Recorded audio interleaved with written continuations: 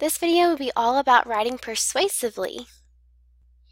First, it's really important to remember that Aristotle is the person that really came up with rhetorical writing and specifically the rhetorical triangle.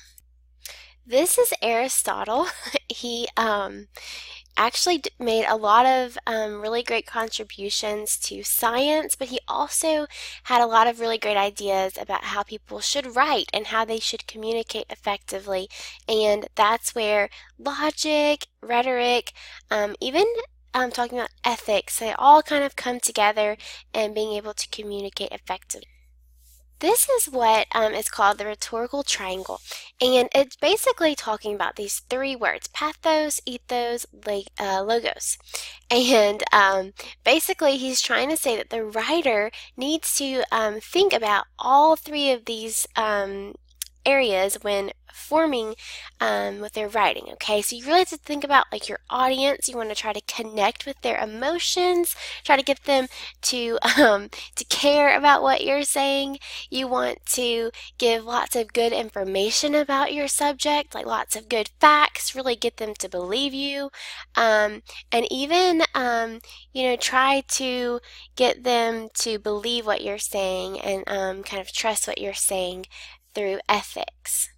For ethos, you really want to ask, what are the ethics behind this ad or this writing? How does the writer actually connect himself or herself to the topic? And can we trust what they're saying? What are their qualifications? Things like that.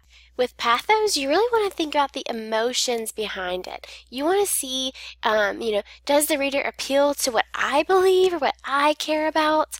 And that's really going to kind of determine if people are buying into what you're saying. Okay, and then the last one, logos. This is where it gets a little bit tricky, but really just think about logic. Is the topic of the ad or the topic of the writing, is it clearly are your sources really credible? Are you giving facts to build build your opinions on, or are you just kind of going by your emotions? Is it backed up with strong facts and claims from the author?